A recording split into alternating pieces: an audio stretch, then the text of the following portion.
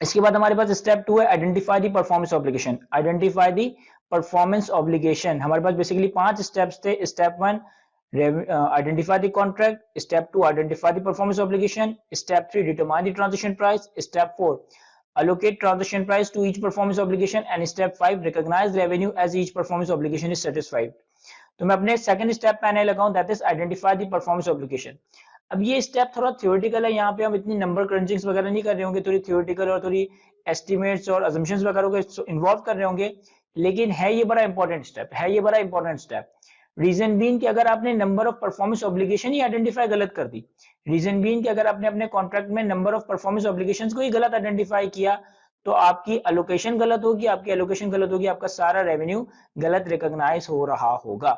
इस स्टेप में इतनी ज्यादा नंबर क्रंचिंग हम नहीं कर रहे होंगे, थोड़ा थियोरेटिकल डिस्कशन, थोड़ी क्वालिटेटिव फैक्टर्स पे बात कर रहे होंगे, लेकिन एक इंपॉर्टेंट स्टेप है कि अगर मैंने सही number of performance obligations he identify नहीं की, मेरी एलोकेशन सही नहीं होगी, मेरी एलोकेशन सही नहीं होगी, मेरा रेवेन्यू सही रिकॉग्नाइज नहीं हो रहा होगा।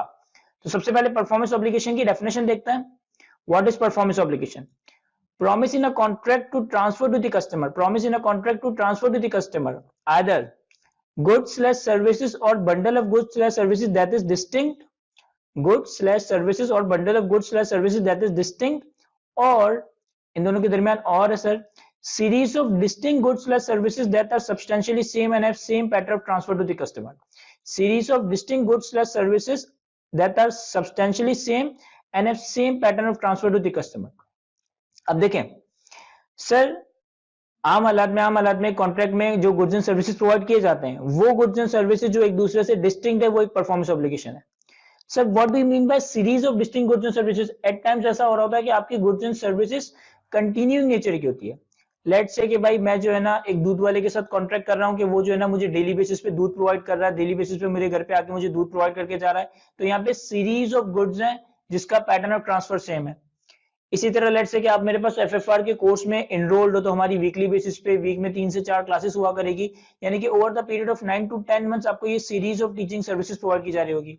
तो हमारे पास गुड्स एंड सर्विसेज भी हो सकते हैं या कोई series and distinct goods and services हो सकते हैं, और हर डिस्टिंक्ट गुड्स एंड सर्विस एक सेपरेट परफॉर्मेंस ऑब्लिगेशन कंसिडर किया जा रहा होगा।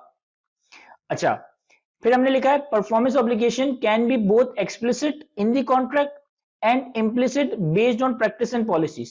Performance obligation can be both explicit in the contract and implicit based on practices and policies.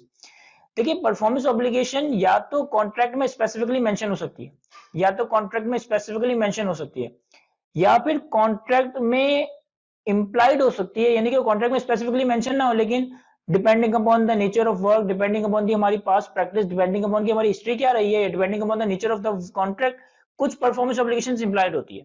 For example कि आप लोगों ने ये एफएफआर के कोर्स में एनरोल करवाया, आप लोगों ने एफएफआर के कोर्स में एनरोल करवाया, तो इसका कोई ना कोई आपने पॉम्फलेट या ब्रोशर वगैरह फेसबुक पे देखा होगा, आपने इसका कोई ना कोई पॉम्फलेट या ब्रोशर वगैरह फेसबुक पे देखा होगा, तो उसमें आ रहा होगा कि भाई सर मुर्तुजा जो है ना वो आपको एफएफआर का कोर्स कवर करवा रहे होंगे, तो एक टीचिंग सर्विसेज का जिक्र आ रहा होगा।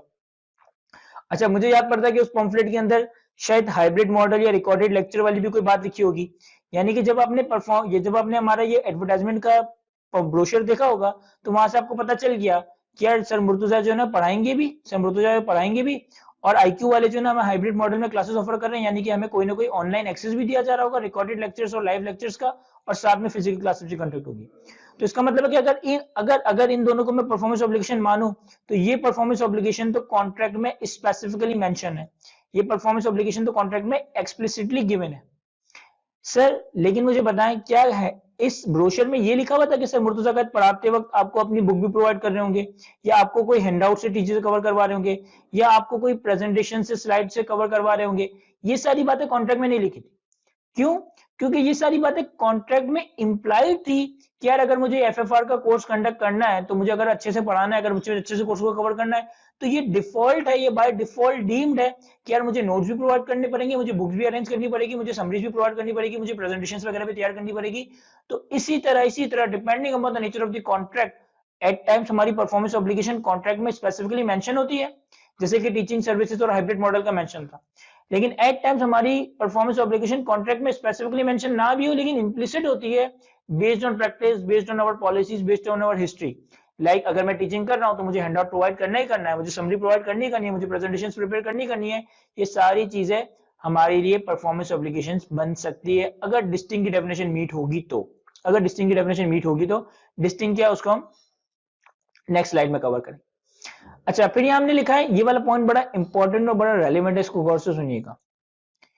If no transfer to customer, if no transfer to the customer, no performance obligation, no performance obligation. देखिए प्रैक्टिकली होता क्या है, प्रैक्टिकली होता क्या है कि कॉन्ट्रैक्ट को एग्जीक्यूट करने के लिए, कॉन्ट्रैक्ट को फुलफिल करने के लिए कंपनी को बहुत सारे काम करने पड़ते हैं। प्रैक्टिकली होता क्या है कि कॉन्ट्रैक्ट को एग्जीक्यूट करने के लिए, कॉन्ट्रैक्ट को पूरा करने के लिए कंपनी को बहुत सारे काम करने पड़ते हैं, लेकिन उन कामों की वजह से क्लाइंट को कोई वैल्यू डिलीवर नहीं होती, लेकिन उन कामों की वजह से हमारे क्लाइंट को कोई, हमारे कस्टमर को कोई वैल्यू डिलीवर नहीं होती। ऐसी चीजें परफॉर्मेंस ऑब्लिगेशन की डेफिनेशन में नहीं फॉल करेगी। अगर तुमने कॉन्ट्रैक्ट को एग्जीक्यूट करने के लिए या कॉन्ट्रैक्ट को इनिशिएट करने के लिए कोई काम किया, लेकिन क्लाइंट को उससे कोई वैल्यू डिलीवर नहीं हो रही, ये चीजें परफॉर्मेंस ऑब्लिगेशन नहीं है, ये चीजें परफॉर्मेंस ऑब्लिगेशन नहीं। सर एग्जांपल दे हमें भाई, लेट्स से कि मुझे जो है ना साइट एरिया में, लेट्स से कि मुझे जो है ना साइट एरिया में कोई कंस्ट्रक्शन का कॉन्ट्रैक्ट मिल जाता है, मुझे लेट्स से कोई वीराने में, कोई गांव वगैरह में जो है ना कोई कंस्ट्रक्शन का कॉन्ट्रैक्ट मिल जाता है कि यार मुझे ना एक फैक्ट्री कंस्ट्रक्ट करके देनी है, और मुझे कॉन्ट्रैक्ट मिल जाता है कि मुझे वीराने में फैक्ट्री कंस्ट्रक्ट करके देनी है। अब मैंने सोचा कि यार अगर मुझे वहां फैक्ट्री कंस्ट्रक्ट करनी है तो मुझे अपने वर्कर्स को रिलोकेट करना पड़ेगा, मुझे अपने वर्कर्स को कुछ अरसे के लिए वहां पे रिलोकेट करना पड़ेगा। वर्कर को रिलोकेट करना पड़ेगा तो उनके लिए मुझे कुछ शेल्टर होम वगैरह बनाने पड़ेंगे, उनकी वॉशरूम वगैरह की फैसिलिटीज बनानी पड़ेगी। तो मैंने क्या किया कि अपना कंस्ट्रक्शन कॉन्ट्रैक्ट स्टार्ट करने से पहले अपने वर्कर्स के लिए ना शेल्टर होम्स वगैरह बनाए टेम्पररी, उनके लिए वॉशरूम्स वगैरह बनवाए, ताकि मेरे वर्कर्स वहां जाके जब शिफ्ट होंगे, रहेंगे, तो वो कंस्ट्रक्शन कॉन्ट्रैक्ट पे काम कर सकेंगे ना। मुझे बताओ कि ये वर्कर्स के लिए जो मैंने शेल्टर होम बनाए या ये वॉशरूम्स वगैरह बनाए, क्या ये परफॉर्मेंस ऑब्लिगेशन की डेफिनेशन में आएगा? क्या ये परफॉर्मेंस ऑब्लिगेशन की डेफिनेशन में आएगा? The answer is no. क्यों? क्योंकि ये वाला जो मैं काम कर रहा हूँ, ये वाला जो काम मैं कर रहा हूँ, ये कॉन्ट्रैक्ट को पूरा करने के लिए तो जरूरी है, लेकिन ये वॉशरूम बनाने से या वर्कर के लिए शेल्टर होम बनाने से मेरे क्लाइंट को, मेरे कस्टमर को कोई वैल्यू डिलीवर नहीं होने वाली, मेरे कस्टमर को कोई वैल्यू डिलीवर नहीं होने वाली, मेरे कस्टमर को कोई फायदा नहीं है, तो इससे मैं परफॉर्मेंस ऑब्लिगेशन का नाम नहीं दूंगा। इसी तरह आप लोगों में से कुछ स्टूडेंट्स तो हैं जो ऑलरेडी बिग फोर वगैरह में होंगे, कुछ होंगे जो आने वाले वक्तों में बिग फोर में जाएंगे। बिग फोर में ना मैंने जनरली ये देखा कि क्लाइंट की एक्सेप्टेंस का ना बड़ा स्ट्रिक्ट क्राइटेरिया होता है। लाइक केपीएमजी में क्या था कि अगर हमारे पास कोई नया क्लाइंट आए तो हम एक पूरा रिस्क मैनेजमेंट का प्रोसेस उसके ऊपर अप्लाई करते थे, और रिस्क मैनेजमेंट के प्रोसेस के गुजरने के बाद अगर सारी अप्रूवल वगैरह आ जाती थी तो जाकर वो क्लाइंट को एक्सेप्ट हो रहा होगा। यानी पहले कोई रिस्क मैनेजमेंट की ईमेल्स चलती थी, डिफरेंट पार्टनर्स की अप्रूवल, केपीएमजी इंटरनेशनल की अप्रूवल, फिर उनकी सारी क्लाइंट इवैल्यूएशन, उनकी सारी एंगेजमेंट इवैल्यूएशन होती थी कि एक्सरसाइज होती थी प्रॉपर, इसमें 2 से 3 दिन लग जाते थे, और सब अप्रूवल आ जाए तो फिर उसके बाद हम क्लाइंट को एक्सेप्ट करते थे। अब मुझे एक बात बताओ कि अगर केपीएमजी के पास एक क्लाइंट आता है और केपीएमजी उसके लिए सारा रिस्क मैनेजमेंट का काम करती है, क्या ये रिस्क मैनेजमेंट का काम इस कॉन्ट्रैक्ट को पूरा करने के लिए जरूरी है? यस सर, जब तक मैं क्लाइंट को एक्सेप्ट नहीं करूंगा, मैं क्लाइंट को एक्सेप्ट नहीं करूंगा तो मैं कॉन्ट्रैक्ट साइन कैसे करूंगा, कॉन्ट्रैक्ट स्टार्ट कैसे करूंगा? क्या मेरे इस रिस्क मैनेजमेंट के कामों से क्लाइंट को कोई वैल्यू डिलीवर हो रही है?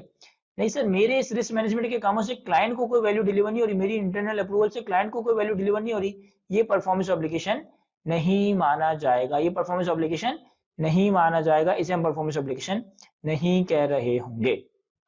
तो अगर क्लाइंट को वैल्यू डिलीवर हो रही ना तो वो चीज परफॉर्मेंस ऑब्लिगेशन हो सकती है। अगर कॉन्ट्रैक्ट को पूरा करने के लिए तुम कोई काम करते हो लेकिन क्लाइंट को अल्टीमेटली कोई फायदा नहीं हो रहा, तो ये चीजें परफॉर्मेंस ऑब्लिगेशन की डेफिनेशन में फॉल नहीं करेगी। अच्छा, एक एग्जांपल देखते हैं, एक सवाल देखते हैं जिसमें हम इस एक्सप्लिसिट और इम्प्लिसिट परफॉर्मेंस ऑब्लिगेशन का थोड़ा पोस्टमार्टम करते हैं।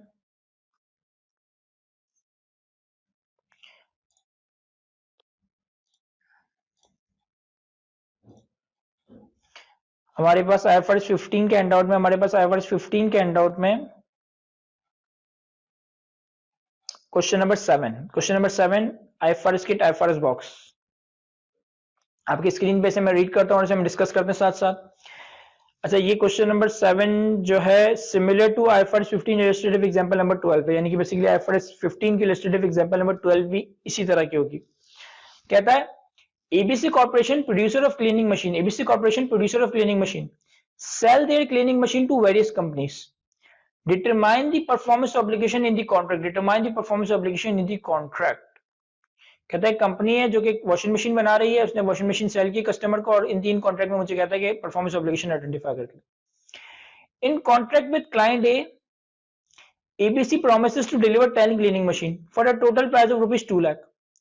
The contract A contain a clause about free repair and maintenance services within 2 years of the purchase. कहते हैं हमने क्लाइंट ए के साथ कॉन्ट्रैक्ट किया, 10 वॉशिंग मशीन ट्रांसफर करने की बात किया, टोटल 2 लाख रुपए की प्राइस है और कॉन्ट्रैक्ट में लिखा है कि हम अगले 2 सालों तक फ्री में रिपेयर एंड मेंटेनेंस प्रोवाइड करेंगे. एक कॉन्ट्रैक्ट ये हो गया. Point B, in contract with client B ABC promises to deliver 5 cleaning machine for a total price of 1 lakh.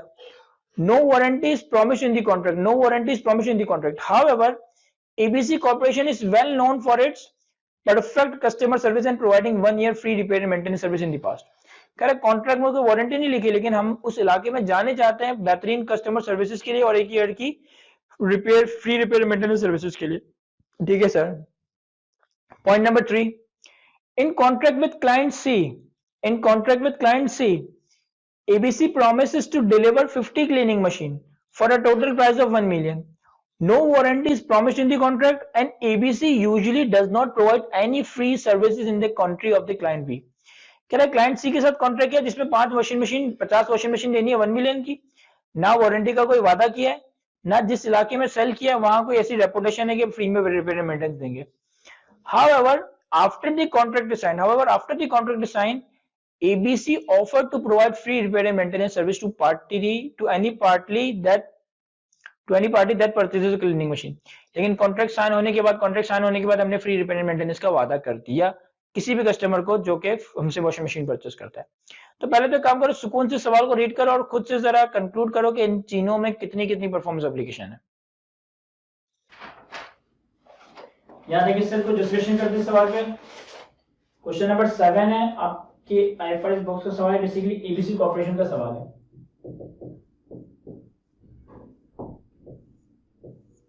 ठीक है. अच्छा देखें, पहले वाले केस में जो हमारा क्लाइंट ए के साथ केस है, इसमें तो क्या है कि कॉन्ट्रैक्ट में लिखा है कि 10 क्लीनिंग मशीन 10 वॉशिंग मशीन है और जो है ना 2 साल की फ्री रिपेयर मेंटेनेंस है. तो कितनी परफॉर्मेंस ऑब्लिगेशन है सर? यहाँ पे 2 परफॉर्मेंस ऑब्लिगेशन है. यहाँ पे 2 परफॉर्मेंस ऑब्लिगेशन थे. क्या क्या? Number 1 10 cleaning machine and number 2 2 year repair maintenance. ऐसे दोनों के बारे में कॉन्ट्रैक्ट में लिखा है, तो दोनों के बारे में मैं क्या कहूंगा कि ये एक्सप्रेसली मेंशन है कॉन्ट्रैक्ट के अंदर. तो ये बल्कि एक्सप्लिसिट है कॉन्ट्रैक्ट में कि आपके कॉन्ट्रैक्ट में 2 परफॉर्मेंस ऑब्लिगेशन है. कोई रॉकेट साइंस बात नहीं. Case 2 performance obligation. अब यहां कितनी परफॉर्मेंस ऑब्लिगेशन है सर? यहां पे भी 2 परफॉर्मेंस ऑब्लिगेशन है, यहां पे भी 2 परफॉर्मेंस ऑब्लिगेशन है. कैसे सर? एक तो कॉन्ट्रैक्ट में गिवन है 5 क्लीनिंग मशीन, ठीक है, और इवन दो कि हमने कॉन्ट्रैक्ट में कोई वारंटी का जिक्र नहीं किया, लेकिन जिस इलाके में सप्लाई किया उस इलाके में हम जाने जाते हैं इस बात से कि हमारी कस्टमर सर्विसेज बहुत आला है और हम 1 साल तक फ्री में रिपेयर एंड मेंटेनेंस करके देते हैं. तो हमारे पास 1 ईयर रिपेयर मेंटेनेंस भी परफॉर्मेंस ऑब्लिगेशन है. अब ये एक्सप्लिसिट है और ये इम्प्लिसिट है बाय आवर पास्ट प्रैक्टिस. हमारी पास्ट प्रैक्टिस हमारे नॉर्म्स की बेसिस पे ये इम्प्लिसिट हो गया है कि हम फ्री में रिपेयर मेंटेनेंस भी करके दे रहे होंगे. तो ये तो बड़े आसान से केस थे, इसमें कोई ऐसी बात ही नहीं. केस 3 में वो कह रहा है, केस 3 में या सिनेरियो 3 में वो कह रहा है कि हमने कॉन्ट्रैक्ट किया 1 मिलियन का और 50 वॉशिंग मशीन की बात की और ना कॉन्ट्रैक्ट में वारंटी का लिखा है, ना हम उस इलाके में जाने चाहते कि हम कोई क्लाइंट को फ्री में वारंटी वगैरह प्रोवाइड करेंगे. तो अगर ना कॉन्ट्रैक्ट में लिखा है, ना हमारे क्या कहते हैं उस हमारी कोई रेपुटेशन या हमारी कोई नॉर्म्स डिसाइडेड हुई भी है कि यार हम फ्री में रिपेयर मेंटेनेंस देंगे, तो इसका मतलब है कि जो हमारा कॉन्ट्रैक्ट हुआ है, जो हमारा ओरिजिनल कॉन्ट्रैक्ट हुआ है, इसमें सिर्फ एक परफॉर्मेंस ऑब्लिगेशन है, दैट इज 50 क्लीनिंग मशीन. इसमें कोई दो राय नहीं, इसमें सिर्फ एक परफॉर्मेंस ऑब्लिगेशन है, दैट इज 50 क्लीनिंग मशीन. इसमें कोई मुश्किल बात नहीं. लेकिन जो डिस्कशन मुझे यहाँ करनी थी वो ये करनी थी कि इसने कॉन्ट्रैक्ट साइन होने के बाद अनाउंसमेंट कर दी उस इलाके में भी कि जो लोग हमसे वॉशिंग मशीन खरीदेंगे हम उसको फ्री में रिपेयर मेंटेनेंस करके देंगे. जो लोग हमसे वॉशिंग मशीन खरीदेंगे उनको हम फ्री में रिपेयर मेंटेनेंस करके देंगे. उन्होंने कॉन्ट्रैक्ट साइन होने के बाद उस इलाके में अनाउंसमेंट कर दी.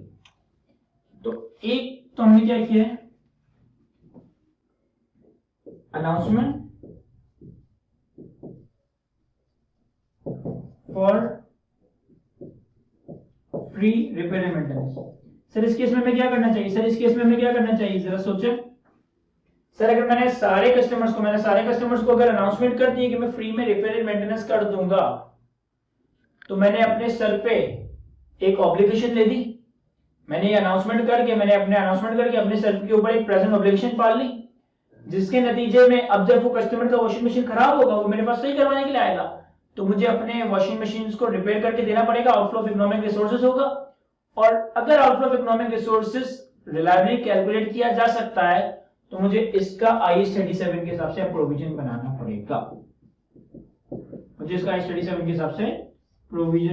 पड़ेगा। क्यों? क्योंकि ये जो मैंने अनाउंसमेंट की ना, ये मेरा पास्ट इवेंट है, जिसकी वजह से मेरे सर पे प्रेजेंट ऑब्लिगेशन आ गई टुवर्ड्स एग्जिस्टिंग कस्टमर्स कि भाई अगर वॉशिंग मशीन खराब हुआ तो आप इसको सही करवा सकते, जिसकी वजह से आउटफ्लो ऑफ इकोनॉमिक रिसोर्सेज होगा, क्योंकि उनको वॉशिंग मशीन खराब आएगा, वो मुझसे सही करवाएंगे, और ऑन द असम्पशन कि वो अमाउंट रिलायबली मेजरेबल हो, तो हम इस पे IAS 37 का प्रोविजन बना रहे होंगे।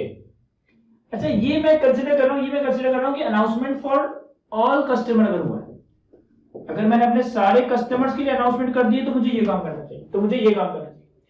व्हाट इफ कि मैं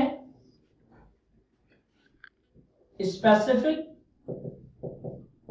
ऑफर टू क्लाइंट सी था ये, अगर मैं स्पेसिफिक ऑफर करता ये क्लाइंट सी को, अगर मैं सिर्फ स्पेसिफिक ऑफर करता क्लाइंट सी को, तो क्या बातें होती। अब इसमें दो केस हो सकते हैं, गौर से समझिएगा, इसमें दो केस हो सकता है। मैं इसको ब्रेक कर दूंगा। Specific offer to client see, इसमें दो पॉसिबिलिटीज हो सकती है। Before delivery of 50 washing machine, after delivery of 50 washing machine. गौर से समझिएगा इस चीज को। मैंने एक ही सवाल में तो पेज में आता, लेकिन हर पॉसिबल सिनेरियो में जो जो सोचा जा सकता था ना, वो सब कुछ मैंने आपके सामने लिखा। एक तो मैंने कहा कि सारे कस्टमर को अनाउंसमेंट कर दी, तो तुमने अपने सर पे प्रेजेंट ऑब्लिगेशन पाल ली, IAS 37 के हिसाब से प्रोविजन करो। व्हाट इफ कि मैं सिर्फ क्लाइंट सी, जो वाला स्पेसिफिक क्लाइंट ने उस क्लाइंट सी को ही ऑफर की होती, तो दो बात हो सकती है। 50 वॉशिंग मशीन की डिलीवरी से पहले ही ऑफर की होती, 50 वॉशिंग मशीन की डिलीवरी के बाद ही ऑफर की होती। सर मॉडिफिकेशन का समरी वही अप्लाई करूंगा हर केस में। पहला सवाल, क्या मॉडिफिकेशन के नतीजे में additional goods and service distinct performance obligation है? क्या मॉडिफिकेशन के नतीजे में additional goods and service distinct performance obligation है? सर रिपेयर एंड मेंटेनेंस को मैं अगर सेपरेट मानूं तो बिल्कुल ये डिस्टिंक्ट परफॉर्मेंस ऑब्लिगेशन है। क्या मॉडिफिकेशन के नतीजे में कोई एडिशनल कंसीडरेशन है और वो एडिशनल कंसीडरेशन मार्केट कंसीडरेशन को रिफ्लेक्ट करती है? क्या मॉडिफिकेशन के नतीजे में कोई एडिशनल कंसीडरेशन है और वो एडिशनल कंसीडरेशन मार्केट कंसीडरेशन को रिफ्लेक्ट करती है? सर आंसर आएगा नो, आंसर आएगा। तो मैं जिक्र कर रहा था कि हमने स्पेसिफिक ऑफर किए क्लाइंट सी को फ्री में रिपेयर एंड मेंटेनेंस करने की, और दो पॉसिबिलिटी सकती है। अपने वॉशिंग मशीन की डिलीवरी से पहले ही ऑफर करती है, अपने वॉशिंग मशीन की डिलीवरी के बाद ऑफर किए। दोनों केसेस में क्या होगा मैं आपको बताता हूं। लेट्स से कि मैंने डिलीवरी से पहले 50 वॉशिंग मशीन की डिलीवरी से पहले ही क्लाइंट को कह दिया कि मैं तुम्हें फ्री में रिपेयर एंड मेंटेनेंस दूंगा, यानी कि मैंने कॉन्ट्रैक्ट को मॉडिफाई कर दिया, क्योंकि मैंने रिपेयर एंड मेंटेनेंस भी उसमें ऐड कर दिया। पहला सवाल, क्या repair and maintenance additional goods and service distinct performance obligation है? अगर मैं मॉडिफिकेशन की डायग्राम देखूं तो पहला सवाल, क्या repair and maintenance additional goods and service distinct performance obligation है? जवाब आएगा यस। क्या इसके अगेंस्ट कोई एडिशनल कंसीडरेशन मार्केट कंसीडरेशन को रिफ्लेक्ट कर रही है? सर हमने तो फ्री में रिपेयर एंड मेंटेनेंस की बात की है, तो additional consideration stand alone selling price को कैसे रिप्रेजेंट कर सकती है? इसका जवाब आएगा नो। अगर पहले सवाल का जवाब यस, दूसरे सवाल का जवाब नो, तो मैं डायग्राम के लेफ्ट हैंड साइड पे चला गया। वहां क्या लिखा था? Terminate the old contract and create a new contract. किस तरीके से? सर पुराने कॉन्ट्रैक्ट की ट्रांजिशन प्राइस का वो पोर्शन जो रेवेन्यू के तौर पर रिकॉर्ड नहीं हो, वो कितना था? Transition price of old contract, transition price of old contract not yet recognised. Sir अभी मैंने वॉशिंग मशीन डिलीवर नहीं किए, अभी मैंने वॉशिंग मशीन डिलीवर नहीं किए, तो कितना रेवेन्यू था इसका? 1 मिलियन का अमाउंट था मेरे ख्याल में। पुराने कॉन्ट्रैक्ट की कितनी ट्रांजिशन प्राइस थी? 1 मिलियन। सर मॉडिफिकेशन के नतीजे में एडिशनल कितना रेवेन्यू आने वाला है? Contract modification, transition pricing, contract modification, warranty की बात हमने की है तो एडिशनल कितना पैसा आएगा? सर हमने फ्री में बात की, हमने फ्री में पैसे देने की बात, वारंटी देने की बात की, तो एडिशनल कंसीडरेशन कितनी है? 0। तो ये कितना आ गया? 1 मिलियन। अब मैं 1 मिलियन की अमाउंट को क्या करूंगा? मैं 1 मिलियन की अमाउंट को क्या करूंगा? अलोकेट करूंगा। 1 मिलियन की अमाउंट को क्या करूंगा? अलोकेट करूंगा। किसमें? 50 वॉशिंग मशीन में, 50 वॉशिंग मशीन में, और 1 ईयर रिपेयर एंड मेंटेनेंस की बात है, 2 ईयर।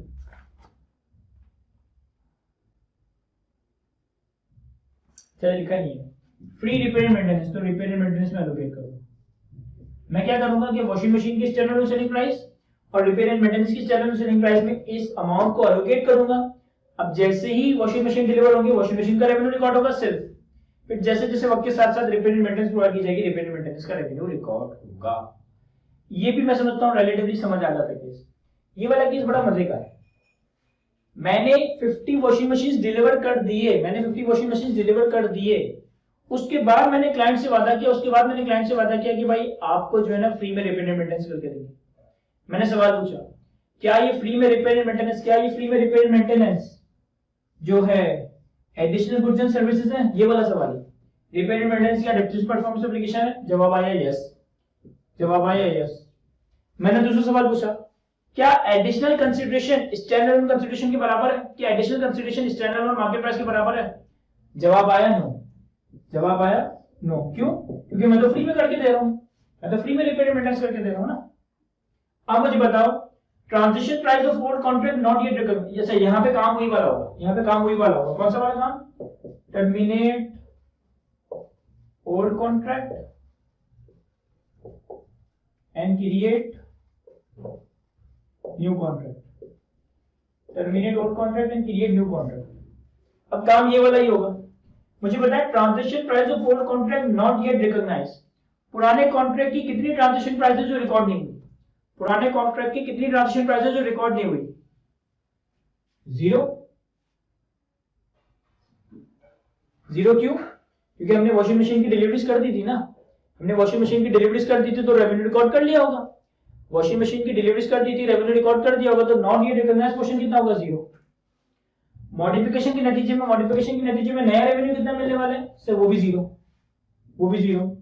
तो यानी कि सब कुछ 0, यानी कि सब कुछ 0, कोई एडिशनल पैसा वैसा नहीं मिलेगा, कोई एडिशनल पैसा नहीं मिलेगा। ये बात तो कंफर्म है। लेकिन लेकिन फ्यूचर में कॉस्ट तो लगेगी, लेकिन फ्यूचर में कॉस्ट तो लगेगी, फ्यूचर में कॉस्ट तो लगेगी। सर फ्यूचर में हमारी कुछ ना कुछ कॉस्ट जरूर लगेगी, फ्यूचर में हमारी कुछ ना कुछ कॉस्ट जरूर लगेगी, लेकिन हमारा रेवेन्यू कितना होगा, हमारे बेनिफिट्स कितने होंगे? सर फ्यूचर रेवेन्यू होगा आपका 0। तो ये कॉन्ट्रैक्ट एक ऑनरस कॉन्ट्रैक्ट बन गया, ये कॉन्ट्रैक्ट एक ऑनरस कॉन्ट्रैक्ट बन गया। सर ऑनरस कॉन्ट्रैक्ट क्या होता है? ऐसा कॉन्ट्रैक्ट जिसके against outflow of economic resources ज्यादा होने वाला है, इनफ्लो कम होने वाला है। I37 FR2 में आपने कवर किया व्हाट इज ऑनरस कॉन्ट्रैक्ट। एक ऐसा कॉन्ट्रैक्ट जिसके नतीजे में इकोनॉमिक बेनिफिट का आउटफ्लो ज्यादा होगा, इनफ्लो कम होगा, वो कॉन्ट्रैक्ट हमारा आउटफ्लो ऑनरस कॉन्ट्रैक्ट होता है। ऑनरस कॉन्ट्रैक्ट के केस में हम क्या करेंगे? सर ऑनरस कॉन्ट्रैक्ट के केस में भी हम IS37 के हिसाब से प्रोविजनिंग रिकॉर्ड कर रहे होंगे। ऑनरस कॉन्ट्रैक्ट के केस में भी हम IS37 के हिसाब से अपने पास प्रोविजन रिकॉर्ड कर रहे होंगे। बेसिकली हम प्रोविजन कितना रिकॉर्ड करते हैं? Lower of pay, lower of cost of fulfilling the contract, lower of cost of fulfilling the contract, और lower of penalties on account of termination of contract. कि अगर हम कॉन्ट्रैक्ट को टर्मिनेट करते तो कितनी पेनल्टी पे करनी पड़ेगी, या हम कॉन्ट्रैक्ट को कंटिन्यू करें तो कितना लॉस होगा, इन दोनों के लोअर पे हम I37 के हिसाब से ऑनरस कॉन्ट्रैक्ट का प्रोविजन बना रहे होंगे। तो जितने पॉसिबल सिनेरियोस हो सकते थे वो सारे मैंने सोचने की कोशिश की यहाँ पे। आई होप कि मैं चीज आपको एक्सप्लेन कर सका हूँ। सुकून से तसल्ली से इसको कॉपी करें, कोई चीज नहीं समझ आ रही तो फिर पूछे, फिर हम आगे चलते हैं। चले सर आगे बढ़ते हैं। तो हमने एक आसान सा एग्जांपल देखा कि एक्सप्लिसिट और इम्प्लिसिट परफॉर्मेंस ऑब्लिगेशन क्या हो सकती है। सर अब जो इंपॉर्टेंट डिस्कशन जो हमने करनी है, जो इंपॉर्टेंट डिस्कशन करनी है जिसपे ये सारे स्टेप्स हमारे बेस करते हैं, वो है हमारे पास कि what do you mean bye distinct, या व्हाट इज डिस्टिंक्ट, डिस्टिंक्ट क्या चीज होती है, डिस्टिंक्ट किसको कहेंगे, और कब डिस्टिंक्ट गुड्स एंड सर्विसेज को सेपरेट सेपरेट परफॉर्मेंस ऑब्लिगेशन माना जा रहा होगा।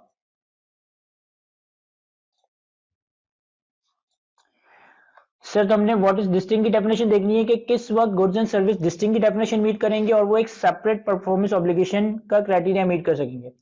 तो आईएफआरएस 15 के तहत, आईएफआरएस 15 के तहत डिस्टिंक्ट का मतलब है कि दो क्राइटेरिया का एक साथ मीट होना। आईएफआरएस 15 के तहत डिस्टिंक्ट का मतलब है कि दो क्राइटेरिया का एक साथ मीट होना। ये दोनों बातें, ये दोनों कंडीशंस एक साथ पूरी होंगी तो हम कहेंगे कि गुड्स एंड सर्विसेज एक दूसरे से डिस्टिंक्ट है।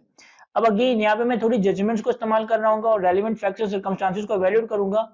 कोई क्वांटिटेटिव डिस्कशन में शायद ना कर सकूं, 2+2 4 नहीं होगा, क्वालिटेटिव डिस्कशन हो रही होगी, जजमेंट्स और रेलिवेंट फैक्टर्स और सर्कमस्टांसेस को कंसीडर किया जाएगा। तो इस चीज को अपने ध्यान में जरूर रखिएगा। Assessment requires judgement and consideration of all relevant factors and circumstances.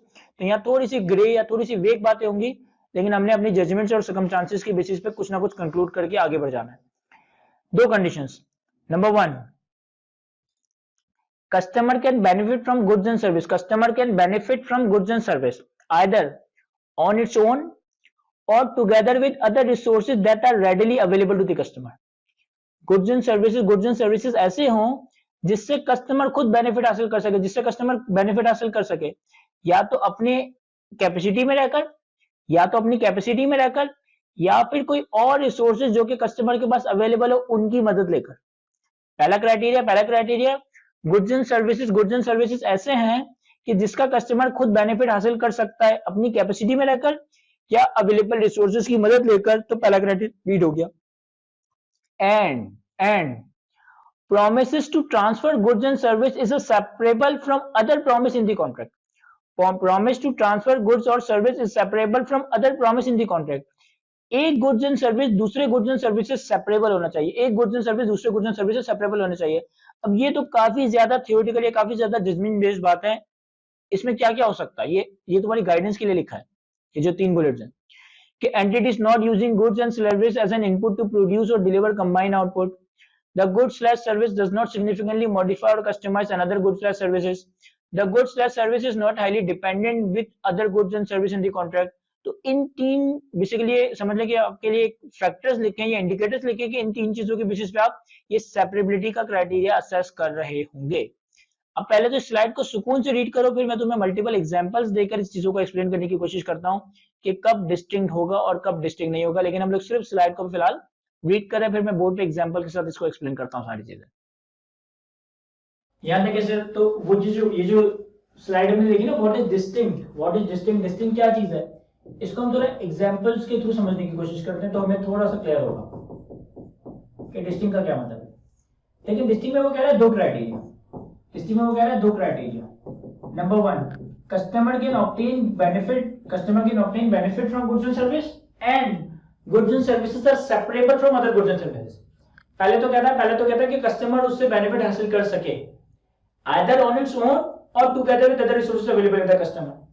और दूसरा क्राइटेरिया में कहता है कि goods and services are separable from other goods and services. अब देखिए मैं आपको एग्जांपल से एक्सप्लेन करता हूं। लेट्स से पहली बात केस कि मैं जो है ना टेक्नो सिटी जाता हूं या टेक्नो सेंटर जाता हूं, सही है। टेक्नो सेंटर से जो ना मैं एक क्या कहते हैं पीसी परचेस करता हूं। टेक्नो सेंटर से मैंने एक पीसी परचेस करता हूं और मैं दुकान वाले से एक पीसी परचेस करता हूं, एक हार्डवेयर परचेस करता हूं और दुकान वाले से कहता हूं कि यार मुझे जो है इसमें विंडो भी इंस्टॉल करके दे दो, अब सवाल ये है कि इस कॉन्ट्रैक्ट में मैंने कितनी परफॉर्मेंस ऑब्लिगेशंस हैं, एक या दो। सर आप यूं सोचें कि अगर मैं सिर्फ पीसी परचेस कर लेता, इस पीसी को परचेस कर लेता तो क्या मैं उसका बेनिफिट खुद हासिल कर सकता हूं? क्या मैं उसमें विंडो खुद इंस्टॉल करके उसे ऑपरेट कर सकता हूं? हाँ सर, अगर आप विंडो इंस्टॉलेशन जानते हैं तो आप खुद विंडो इंस्टॉल करें, उससे सिर्फ पीसी परचेस करते हैं, विंडो खुद इंस्टॉल करें, उसको यूज करें। चले जाने दे मैं विंडो इंस्टॉलेशन नहीं जानता, क्या मैं किसी दूसरी दुकान वाले के पास जाके विंडो इंस्टॉल करवा सकता हूं? हाँ सर, अगर आप विंडो इंस्टॉलेशन नहीं भी जानते ना तो भी आप दूसरी दुकान वाले के पास जाके विंडो इंस्टॉल करवा सकते हैं। यानी कि मैं चाहूं तो पीसी का इकोनॉमिक बेनिफिट सेपरेटली हासिल कर सकता था। ये मैं समझता हूं कि दो परफॉर्मेंस एप्लीकेशन होंगे, ये मैं समझता हूं कि दो सेपरेट परफॉर्मेंस एप्लीकेशन है। क्यों? क्योंकि अगर मैं सिर्फ उससे पीसी भी परचेस कर लेता, मैं चाहता तो खुद विंडो इंस्टॉल कर लेता, मैं चाहता तो उससे नहीं किसी और दुकान में, यानी कि customer can benefit either on its own और टुगेदर विद अदर रिसोर्सेज में दूसरी दुकान वालों से भी जाके विंडो इंस्टॉल करवा सकता था। अच्छा, इसी के अगेंस्ट अगर मैं एग्जांपल दूं, इसी के अगेंस्ट में अगर एग्जांपल दूं, ये भी हो सकता है। लेट्स से कि मैं जो है ना एप्पल के शोरूम में गया, मैं जो है ना एप्पल के शोरूम में जाता हूं, ठीक है, और एप्पल के शोरूम से मैंने एक एप्पल मैक जो होता है उनका पीसी होता है, जो इनकी स्क्रीन होती है, एक एप्पल मैक परचेज किया, प्लस उसके साथ भी ऑपरेटिंग आईओएस या जो भी ऑपरेटिंग सॉफ्टवेयर होता है वो परचेज किया। अब सवाल ये कि यहाँ कितनी परफॉर्मेंस एप्लीकेशन है, यहाँ कितनी परफॉर्मेंस एप्लीकेशन है, सवाल ये कि यहाँ कितनी परफॉर्मेंस एप्लीकेशन है। मुझे एक बात बताओ कि अगर मैं एप्पल वालों से सिर्फ उनका सिस्टम या सिर्फ उनका हार्डवेयर परचेज कर लेता, क्या मैं उसमें ऑपरेटिंग सॉफ्टवेयर खुद इंस्टॉल कर सकता हूँ? क्या मैं उसमें ऑपरेटिंग सॉफ्टवेयर खुद इंस्टॉल कर सकता हूँ? नहीं सर, एप्पल की पीसी में आप खुद ऑपरेटिंग सॉफ्टवेयर इंस्टॉल नहीं कर सकते। उनका जो एप्पल का एक डेजिग्नेटेड होता है ना उनका सॉफ्टवेयर, वो आप खुद इंस्टॉल नहीं कर सकते। क्या मैं वो किसी दुकान वाले से परचेज करवा सकता हूँ? क्या मैं वो किसी और दुकान वाले से जाके इंस्टॉल करवा सकता हूँ? नहीं सर, वो एप्पल का जो सॉफ्टवेयर होता है ना वो तो सिर्फ एप्पल के वाले ही इंस्टॉल कर सकते हैं, ना आप खुद उसे इंस्टॉल कर सकते हो ना आप किसी और दुकान वाले से इंस्टॉल करवा सकते हो। यानी कि अगर मैं ये काम ना करता तो मेरे लिए एप्पल का पीसी एक तरह से बेकार है, मेरे लिए एप्पल का मैक का पीसी एक तरीके से बेकार है। तो ये दोनों का बेनिफिट एक दूसरे के साथ ही मैं हासिल कर सकता हूँ, ये दोनों आपस में काफी ज्यादा इंटरडिपेंडेंट है। ये एक परफॉर्मेंस एप्लीकेशन है, ये अब एक परफॉर्मेंस एप्लीकेशन मानी जा रही होगी। तो आई गेस कि पहला वाला जो क्राइटेरिया है ना वो मैं आपको काफी हद तक समझा सका हूं। Customer can obtain benefit on its own और together with other resources available होता है कस्टमर। तो पहला क्राइटेरिया ये हो गया। दूसरा क्राइटेरिया है goods and services are separable from other goods and services are separable from other goods and services। अब इसमें तुम्हें तीन इंडिकेटर्स देता है, वो तीन इंडिकेटर्स देता है कि ये देख लो कि एक गुड्स एंड सर्विस दूसरे के लिए इनपुट के तौर पे इस्तेमाल ना हो रही हो, ये देख लो कि एक गुड्स एंड सर्विस दूसरे के लिए हाईली डिपेंडेंट ना हो, ये देख लो कि गुड्स एंड सर्विस काफी ज्यादा आपस में इंटरडिपेंडेंट ना हो। ये सारी चीजें बेसिकली जजमेंटल कॉल की बेसिस पे हम सेपरेबिलिटी का क्राइटेरिया देखेंगे। मैं आपको कुछ एग्जांपल्स देने की कोशिश कर रहा हूं।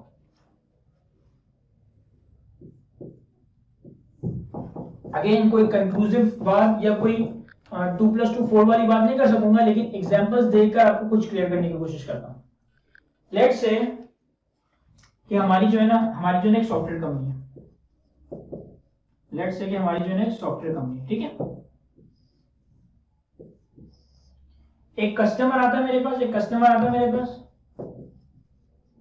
और कस्टमर मुझसे चार चीजें, चार परफॉर्मेंस एप्लीकेशन नहीं, परफॉर्मेंस एप्लीकेशन कितनी है तो तुम बताओगे, मैं बताऊंगा। कस्टमर मुझसे चार चीजें डिमांड करता है। एक वो कहता है मुझे जो है ना सॉफ्टवेयर चाहिए, एक वो मुझे कहता है कि मुझे ना कोई सॉफ्टवेयर चाहिए, सही है। फिर दूसरा मुझे कहता है कि यार इस सॉफ्टवेयर को इंस्टॉल भी आप कर देना, दूसरा मुझे वो कहता है इस सॉफ्टवेयर की इंस्टॉलेशन भी आप कर देना। फिर वो मुझे कहता है कि मुझे जो सॉफ्टवेयर है ना उसकी 2 साल की अपडेट्स भी चाहिए, यानी कि 2 साल की क्या बोलेंगे इसको, 2 ईयर अपडेट। अगले 2 सालों में सॉफ्टवेयर में जितनी अपडेट आएंगी वो भी आप मुझे प्रोवाइड करें। और वो मुझे कहता है कि अगले 2 सालों तक मुझे टेक्निकल सपोर्ट यानी कि टेक्निकल हेल्प चाहिए कि अगर मुझसे ये सॉफ्टवेयर चलने में कोई गड़बड़ हो गई या मुझसे नहीं चला गया तो आपका बंदा आगे मुझे सिखा के जाए, आपका बंदा मुझे ट्रेन वगैरह करके जाए। एक कस्टमर सॉरी सॉफ्टवेयर कंपनी, हमारी सॉफ्टवेयर कंपनी, हमारे पास एक कस्टमर आता है, मुझसे वो 4 चीजें मांगता है, जो कहता है सॉफ्टवेयर भी दो, इंस्टॉलेशन भी दो, 2 ईयर अपडेट भी दो और टेक्निकल सपोर्ट भी दो। अब देखो मैं डिस्कशन कर रहा हूं, मेरी डिस्कशन को गौर से सुनना। अगर सिनेरियो ये है कि सॉफ्टवेयर हमसे लेकर जाए, खुद इंस्टॉल कर ले, किसी और से इंस्टॉल करवा ले। अगर सिनेरियो ये है कि सॉफ्टवेयर हमसे लेकर जाए, खुद इंस्टॉल कर ले या किसी और से इंस्टॉल करवा ले, हमें परवाह नहीं है, हमसे इंस्टॉल ना भी करवाए चलेगा, खुद भी इंस्टॉल कर सकता था, किसी और से भी इंस्टॉल करवा सकता था। तो ये दोनों अब सेपरेट होने लगे।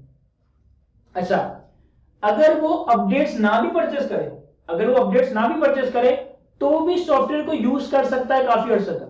प्रैक्टिकली ऐसा होता है, आपने बहुत सारे सॉफ्टवेयर वगैरह या तो डाउनलोड किए हुए होंगे या आपने कहीं ना कहीं से परचेस की होगी तो आप उसकी अपडेट नहीं चलाते।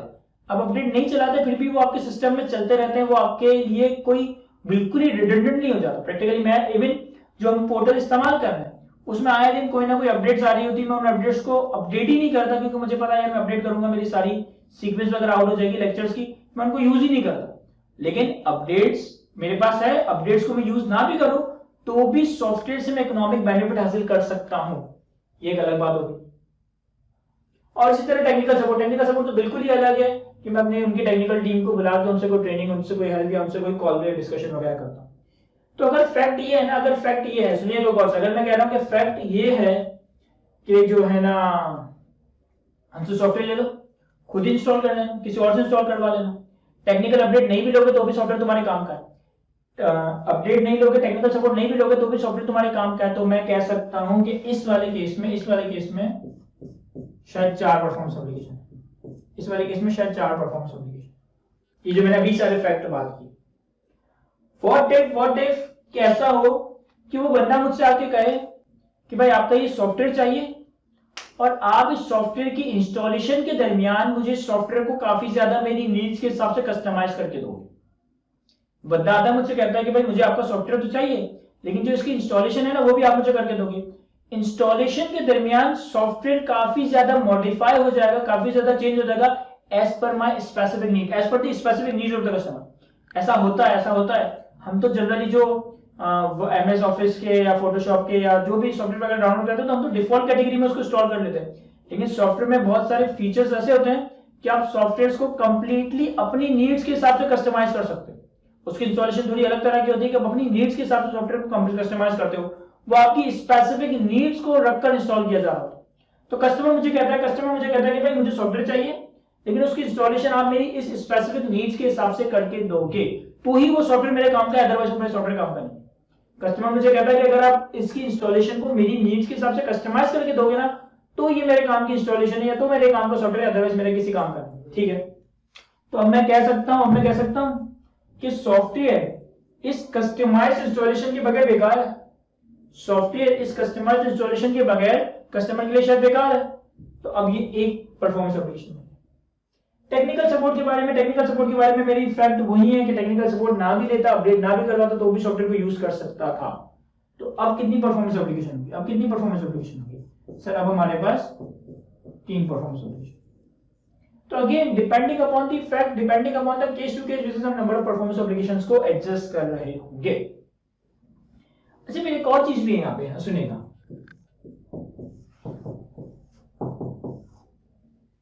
देखिए एक अच्छी एग्जांपल है, कॉन्सेप्ट है, मैं इस कॉन्सेप्ट का नाम क्या दूं आप समझ जाएंगे मैं बताने की कोशिश क्या कर रहा हूं। लेट्स से कि भाई हमारा जो FFR का कोर्स है ना,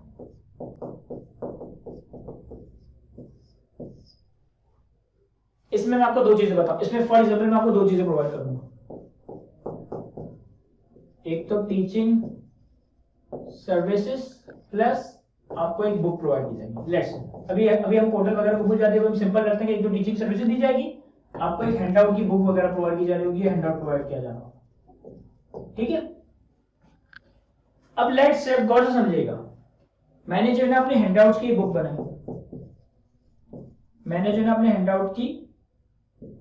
बनाई, और वो इतनी कॉम्प्रिहेंसिव बुक बनाई कि उससे तुम चाहो ना तो सेल्फ स्टडी भी कर सकते हो। मैंने अपने हैंडआउट की बुक बनाई और बड़ी कॉम्प्रिहेंसिव सी बुक बनाई है जिससे तुम सेल्फ स्टडी भी कर सकते हो।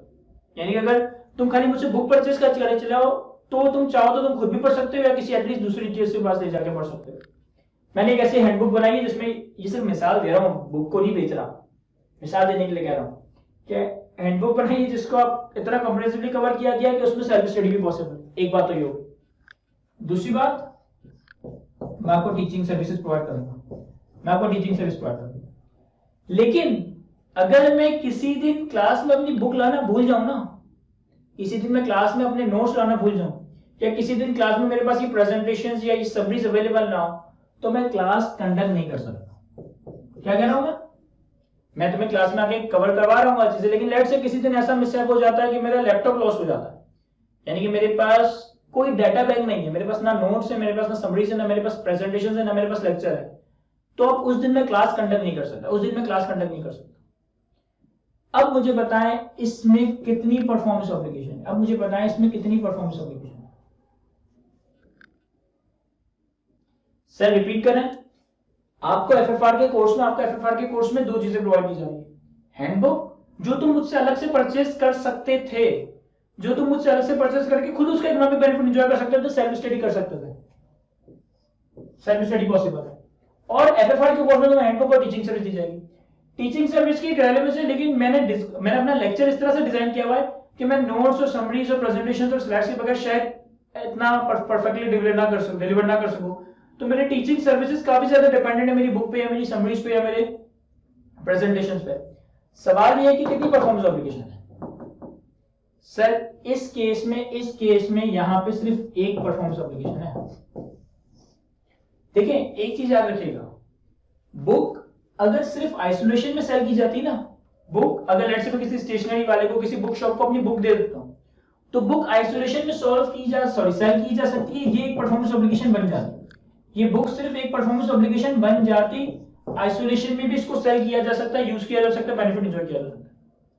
लेकिन एफएफआर के कोर्स में जो तुम्हें दो चीजें प्रोवाइड की जा रही है, टीचिंग सर्विसेज और हैंडआउट, ये टीचिंग सर्विसेज पे काफी ज्यादा डिपेंडेंट है, ये टीचिंग सर्विसेज पे काफी ज्यादा डिपेंडेंट है। अगर बुक ना हो तो टीचिंग सर्विसेज जीरो नहीं कर पाता मैं। तो अब ये दोनों एक परफॉर्मेंस ऑब्लिगेशन माने जा रहे होंगे।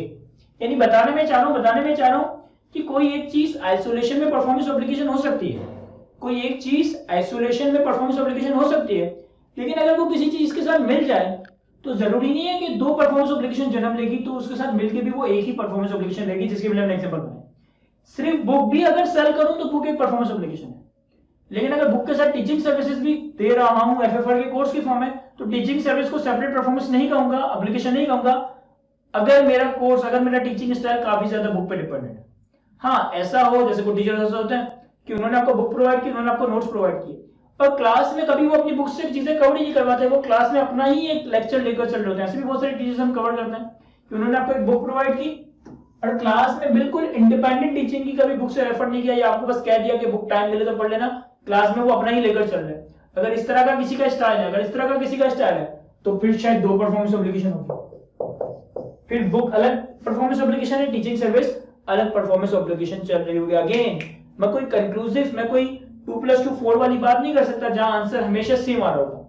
ये बेसिकली एक जजमेंटल कॉल है, ये बेसिकली आप अपने जजमेंट्स को इस्तेमाल करोगे, अपनी असेसमेंट को इस्तेमाल करोगे, रेलेवेंट फैक्ट्स और सर्कमस्टेंसेस को इवैल्यूएट करोगे, उन सारी चीजों की बेसिस पे आप इवैल्यूएट करोगे कि अदर आपकी लिस्टिंग का क्राइटेरिया मीट हो रहा है या नहीं।